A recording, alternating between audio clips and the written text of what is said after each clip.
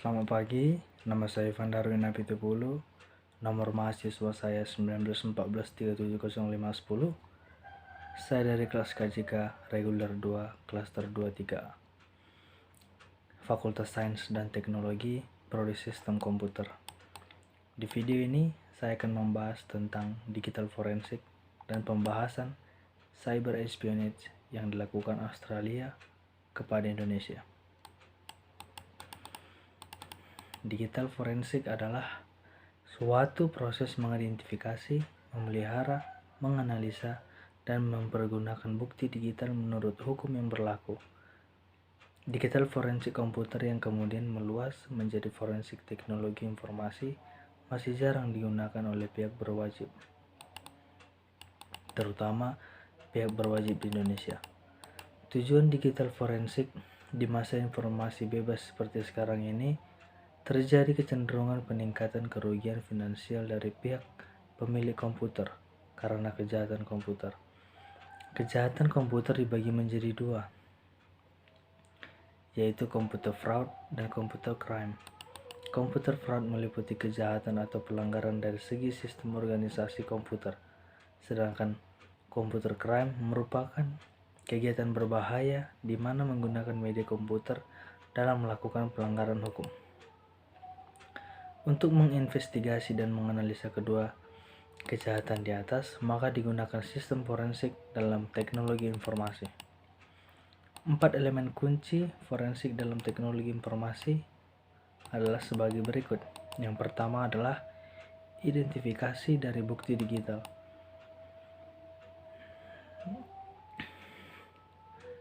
Merupakan tahapan paling awal forensik dalam teknologi informasi.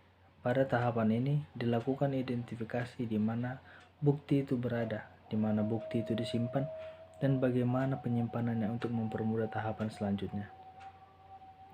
Banyak pihak yang mempercayai bahwa forensik di bidang teknologi informasi itu merupakan forensik pada komputer.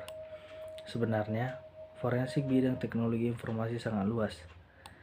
Bisa pada telepon seluler, kamera digital, smart cards, dan sebagainya. Memang banyak kasus kejahatan di bidang teknologi informasi itu berbasiskan komputer. Tetapi perlu diingat bahwa teknologi informasi tidak hanya komputer. Yang kedua, penyimpanan bukti digital, termasuk tahapan yang paling kritis dalam forensik. Pada tahapan ini, bukti digital dapat saja hilang karena penyimpanan yang kurang baik. Penyimpanan ini menekankan bahwa bukti digital pada saat ditemukan akan tetapi tidak berubah, baik bentuk, isi, makna, dan sebagainya, dalam jangka waktu yang lama. Ini adalah konsep ideal dari penyimpanan bukti digital. Yang ketiga, analisa bukti digital. Pengambilan, pemrosesan, dan interpretasi dari bukti digital merupakan bagian penting dalam analisa bukti digital. Setelah diambil dari tempat asalnya, bukti tersebut harus diproses sebelum diberikan kepada pihak yang membutuhkan. Tentunya pemrosesan di sini memerlukan beberapa skema, tergantung dari masing kasus-kasus yang kita hadapi atau yang kita kerjakan. Yang keempat, presentasi bukti digital adalah proses persidangan di mana bukti digital akan diuji autentifikasi dan korelasi dengan kasus yang ada. Presentasi di sini berupa penunjukan bukti digital yang berhubungan dengan kasus yang disidangkan. Karena proses penyidikan sampai dengan proses persidangan membutuhkan waktu yang sangat lama, maka sedapat mungkin bukti digital masih asli dan sama pada saat diidentifikasi oleh investigator untuk pertama kalinya. Cyber espionage.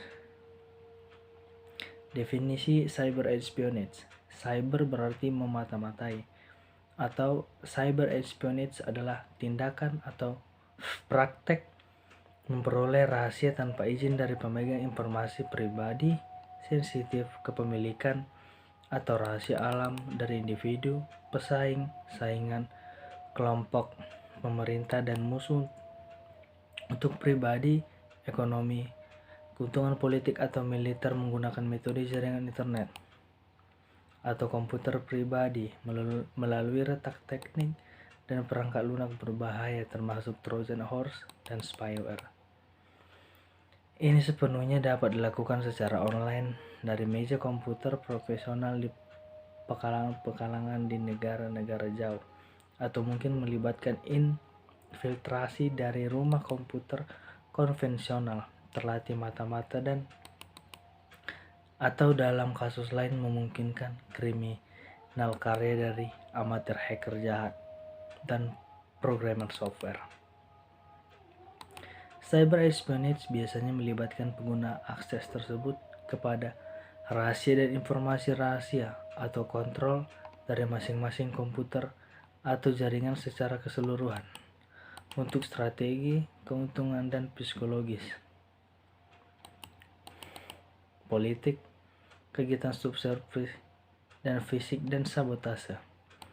Baru-baru ini, cyber mata-mata melibatkan analisis publik di situs di jaring sosial seperti Facebook, Instagram, Twitter, dan lain sebagainya.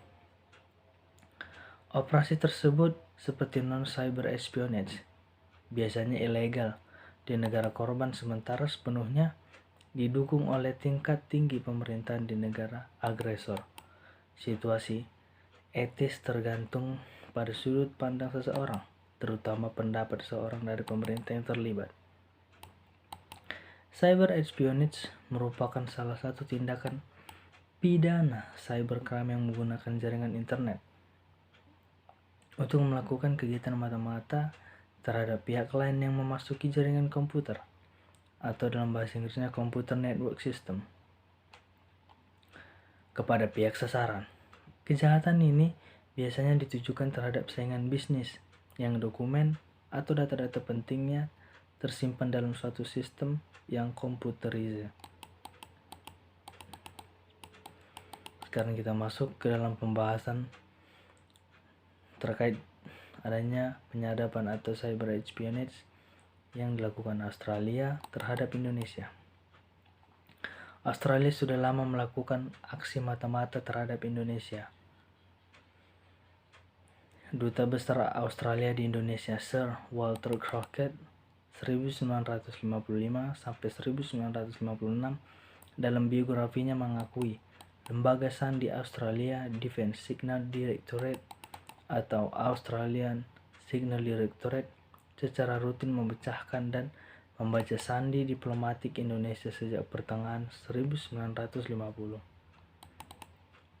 Pada tahun 1960-an, Badan Intelijen Sinyal Inggris Government Communication Headquarters atau disingkat GCHQ membantu Defence Signal Directorate atau disingkat DSD Australia yang sekarang berganti nama Australian Defence Directorate atau disingkat ASD memecahkan kunci alat sandi produksi Swedia Hagelin yang digunakan Kedutaan Besar Indonesia di Darwin Avenue, Canberra. Pos pemantauan lain Defence Signal Directorate mengoperasikan intersepsi sinyal dan markas pemantauan di Kepulauan Cocos di Samudra Hindia 1.100 km barat daya Pulau Jawa. Fasilitasnya meliputi radio pengawasan, pelacak arah, dan stasiun satelit bumi. Dari pos pemantauan tersebut, agen mata-mata elektronik Australia Defence Signal Directorate atau DSD menguping komunikasi Angkatan Laut dan Militer Indonesia. Mantan pejabat intelijen pertahanan Australia mengatakan pemantauan Australia terhadap komunikasi Angkatan Laut dan Militer Indonesia yang dilakukan sampai memungkinkan melakukan penilaian terhadap keseriusan Indonesia untuk mencegah penyeludupan manusia. Pada tahun 1999, laporan rahasia DSD mengenai Indonesia dan Timor bocor. Laporan itu menunjukkan intelijen Australia masih mempunyai akses luas terhadap komunikasi militer Indonesia, bahkan rakyat sipil di negeri ini. Oleh sebab itu, pembakaran ibu kota Timor Timur Dili oleh tentara Indonesia pada September 1999 tidak lagi mengejutkan intelijen Australia karena mereka sudah tahu, dikarenakan mereka dapat mengetahuinya dari intelijen kita. Kemudian pergerakan spionage terhadap Indonesia tidak hanya sampai di situ. Berdasarkan informasi yang dibongkar oleh Edward Snowden, menunjukkan bahwa Australia dalam aksi spionage-nya menyadap presiden, ibu negara, dan sejumlah pejabat dan menteri yang ada di Indonesia. Penyadapan tersebut terungkap bahwa pada tahun 2007, intelijen Australia melakukan pengumpulan informasi nomor kontak pejabat dan para menteri Indonesia saat konferensi perubahan iklim di Bali. Operasi ini dilakukan dari sebuah stasiun di Penegap yang dijalankan Dinas Intelijen Amerika CIA dan Departemen Pertahanan Australia. Kemudian Dinas Badan Intelijen Australia DSD, sekarang ASD, mengoperasikan program bersandi Starry Room, memanfaatkan fasilitas diplomatik Australia di berbagai negara, termasuk di Jakarta. Buka rahasia mereka, lindungi rahasia kita. Reveal their secret, protect our own. Itulah semboyan salah satu dinas Badan Intelijen Australia tersebut. Operasi pengintaian terungkap menurut dokumen Edward Snowden dengan nama sandi Reeve, yang merupakan bagian dari program intelijen lima mata. Kolaborasi intelijen lima mata mencakup Amerika, Inggris, Selandia Baru, Kanada, dan Australia. Dokumen rahasia yang dipublikasikan luas oleh Guardian Australia bersama Australian Broadcasting Corporation serta Sydney Morning Herald bahwa penyadapan oleh Australia terhadap Indonesia berdasarkan bukti slide rahasia Departemen Australia. Berikut orang-orang yang berhasil disadap oleh Australia, yaitu Presiden Susilo Bambang Yudhoyono, Ibu Negara Kristiani Herrawati atau Ani Yudhoyono, Wakil Presiden Budiono, mantan Nyapres Yusuf Kala, mantan juru bicara kepresidenan bidang luar, mantan juru bicara kepresidenan Anti Malaranggeng, mantan Menteri Sekretaris Negara Hatta Rajasa, mantan Menteri Koordinator Perekonomian Sri Mulyani Indrawati, mantan Menteri Koordinasi Politik Hukum dan Hak Asasi Manusia Widodo AS, dan mantan Menteri Negara BUMN Sofyan Jalil. Ke-10 nama orang penting di Indonesia tersebut terpampang berurutan dalam slide berjudul LA Leadership Targets dan Handset.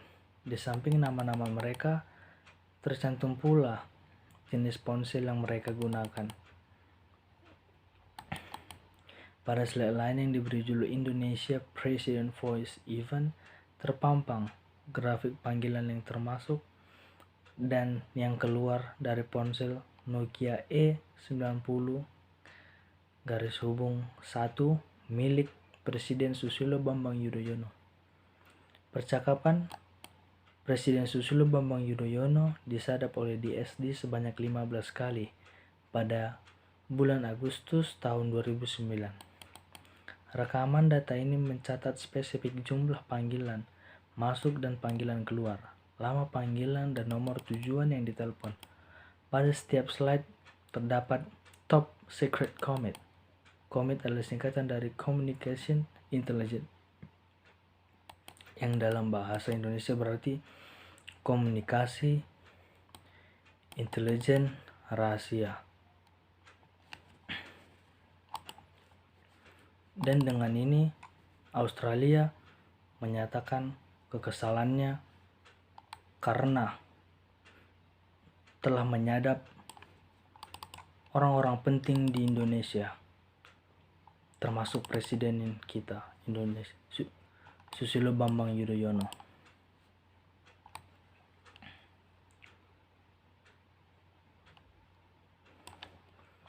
Selanjutnya, bukti-bukti yang telah dikumpulkan, baik bukti digital maupun bukti elektronik, selanjutnya akan diambil dan disita dan dibukukan sesuai dengan prosedur. Kemudian dilakukan pemindahan bukti-bukti tersebut dari TKP ke laboratorium forensik untuk dianalisis oleh ahli. Sekian penjelasan dari saya mengenai digital forensik dan pembahasan espionage yang dilakukan Australia terhadap Indonesia. Sekian, terima kasih.